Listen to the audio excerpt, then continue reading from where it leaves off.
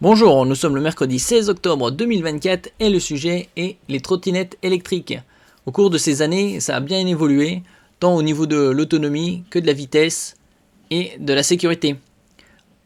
Nous allons commencer avec le code de la route qui a changé depuis octobre 2019. N'oubliez pas de vous abonner pour plus de news sur le monde de la high-tech ainsi que les bons plans, également sur mon Twitter et en description sous toutes mes vidéos. Depuis octobre 2019, donc ça fait 5 ans, les trottinettes électriques sont encadrées par le code de la route au titre des engins de déplacement personnel motorisés. Les trottoirs leur sont désormais interdits sauf à vitesse de piéton, c'est-à-dire 5-6 km/h. Les trottinettes électriques doivent circuler sur les pistes cyclables et peuvent s'aventurer sur les routes dont la vitesse de circulation est limitée à 50 km/h, lorsque les voies réservées aux vélos sont absentes. Il y a des modèles qui sont limités à 25 km/h, donc d'autres qui peuvent, selon les modes, passer de 15 à 25, 30 km/h, voire 45 km/h. Et il y a même des trottinettes tout-terrain qui peuvent aller à plus de 50 km/h. Bien évidemment, c'est assez risqué. Ça coûte moins cher que des scooters électriques qui sont encombrants, lourds et dont l'autonomie n'est pas bien supérieure à une trottinette électrique. Comme pour les vélos à assistance électrique, VAE, les trottinettes doivent se limiter à 25 km/h de pointe. Un conducteur qui contrevient à cette règle s'expose à une amende pouvant atteindre 1 500 €. En termes de sécurité, les trottinettes électriques doivent être équipées de feux de position avant et arrière, de catadiopes réfléchissants sur les côtés, d'un avertisseur sonore ainsi que d'un système de freinage efficace. Les codes de la route qui s'imposent aux vélos sont également valables sur les trottinettes électriques. Le port du casque est fortement recommandé, mais pas obligatoire. À cette vitesse, et surtout sur les routes, vaut mieux porter un casque. Évidemment, les règles de l'alcoolémie s'appliquent également à ces EDPM. Il parle d'un budget de 250 à 1300 €. Les modèles que je vais vous présenter sont entre 300 et 500 € et permettent d'aller jusqu'à 25 km/h pour certains, à d'autres jusqu'à 45. Et ils ont une autonomie entre 30 et 60 km environ. Si vous cherchez un modèle pour adultes fiable, léger et encombrant, le budget y est consacré sera plus important, entre 500 et 1300 €. Là, c'est un peu exagéré, on trouve de très bons modèles maintenant à moins de 500 €. Il faut juste prendre le temps de chercher. Bon, après, le poids, sur certains modèles, c'est aux alentours de 15 kg, d'autres avec les plus grosses batteries, entre 20 et 25, et il y a même certains à 40 kg. Bon, là, c'est plus vraiment des portables à ce niveau. Au niveau du temps de recharge, bien évidemment, ça dépend aussi de la capacité de la batterie. Avec les batteries lithium-ion et une autonomie de 25 km, c'est aux alentours de 4-5 heures. Bien évidemment, plus la personne elle sera imposante sur le poids, plus l'autonomie baissera évidemment.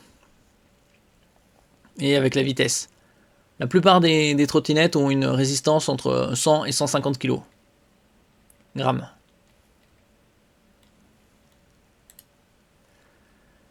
Pour information, 77% des utilisateurs roulent plus de 5 km par jour et 40 plus de 10 km par jour. À raison de 20 km/h, en une demi-heure, on a déjà fait 10 km, donc ça va assez vite. Après, ça dépend des personnes et des distances qu'elles ont besoin de parcourir. Alors on commence avec ce modèle-là à 300 €, des pneus de 10 pouces, 1 pouce étant 2,54 cm. La puissance du moteur, celui-là, c'est 500 watts et la vitesse maximale 25 km/h pour une autonomie de 30 à 40 km environ. Bien sûr, c'est pas à 25 km/h. Et un poids de charge de 120 kg. Donc ça conviendra à la très grande majorité des gens.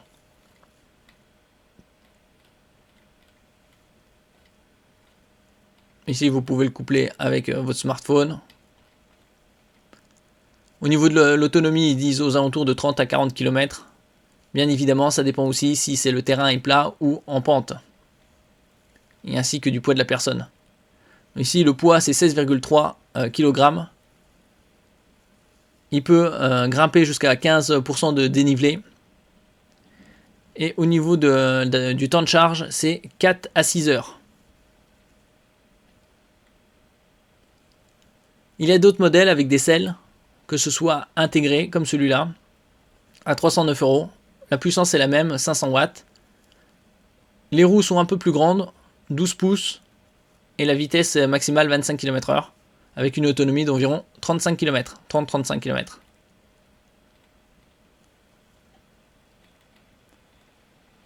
En ce qui concerne le temps de charge, c'est aux alentours de 5 à 6 heures.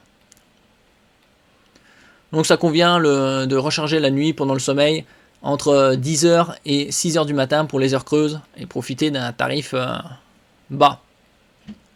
Donc celui-là, il est directement avec une selle intégrée. D'autres peuvent être enlevés. Ça dépend des modèles. Donc environ 35 km d'autonomie, 25 km/h max et 5-6 heures de temps de charge. Avec des pneus un peu plus imposants que d'autres, 12 pouces. Un autre modèle avec une puissance supérieure, ici c'est plus un tout-terrain, qui est à 500 € au lieu de 660. Ici les roues sont de 10 pouces, un moteur bien plus performant, 800 watts, 45 km/h. Bien sûr, c'est pas sur les pistes cyclables qu'il faut aller à cette vitesse-là. Et une autonomie pouvant aller jusqu'à 75 km. Tandis que la charge ici supportée est de 150 kg. Au niveau, vous pouvez également y ajouter une selle. Et au niveau du temps de charge, c'est 6 à 8 heures. Bien évidemment, c'est plus important, plus imposant au niveau de la charge, puisque l'autonomie est plus importante. Donc, en ce qui concerne la pente, ça va de 10 à 25 degrés. Ici, vous avez 3 modes, un mode à 15 km/h, un mode à 30 et un mode à 45.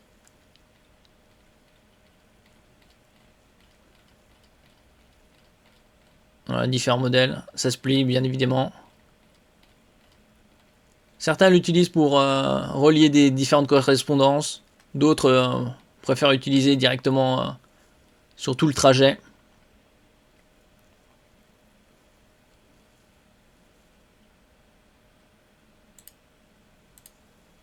Celui-là avec un modèle de selle directement statique, c'est-à-dire on ne peut pas l'enlever. D'autres c'est une tige. Ici celui-là c'est un 459 €, également 500 watts. Une autonomie aux alentours de 40-45 km pour une vitesse maximale de 40 km/h et une charge de 120 kg. La batterie est également une lithium-ion et permet une charge aux alentours de 6 heures. Là, les roues sont bien plus imposantes que sur les autres modèles, c'est du 14 pouces. Après, des roues plus grandes permettent aussi une stabilité, aussi, ainsi que la largeur des pneus. Ici, le poids est de 25 kg, vitesse maximale 40 km/h, autonomie environ 40-45 km, et il permet de monter des côtes jusqu'à 12 degrés. Et le dernier modèle, qui est celui-là en précommande, est à 479 € au lieu de 849. 800 watts, avec des pneus de 10 pouces, une vitesse de 45 km/h maximale, et une autonomie pouvant aller jusqu'à 55 km.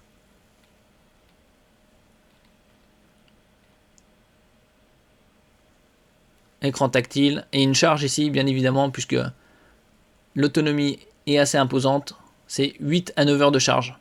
Donc suffisamment pour une charge de nuit entre 10 heures et 6 heures du matin. Et ici, il peut monter jusqu'à des pentes de 20 degrés. Sachant une pente de 20 degrés, c'est 20 mètres de hauteur sur 100 mètres de long parcouru.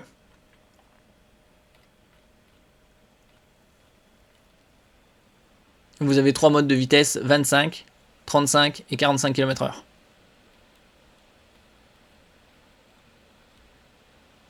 Ici, avec tous les dispositifs d'éclairage, pour tourner à gauche, pour tourner à droite, la signalisation arrière, les catadioptres, zone réfléchissante. Vous avez différents modèles, comme vous pouvez le voir ici, avec des autonomies supérieures. avec le G2 Pro 58. Bon, elle n'est pas beaucoup plus supérieure. Il y a une selle. Et le G4 avec 75 km. Et pouvoir atteindre des vitesses de 70. Bon, après, c'est assez risqué. Et ici, le poids est de 26 kg. Comme je disais précédemment, certains modèles peuvent atteindre jusqu'à 40 kg, comme celui-là.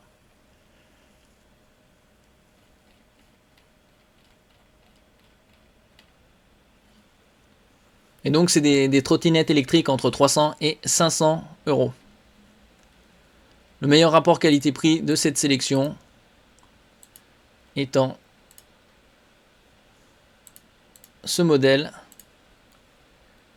à 300 €. Avec une charge d'environ 5 heures et une autonomie aux alentours de 30-40 km.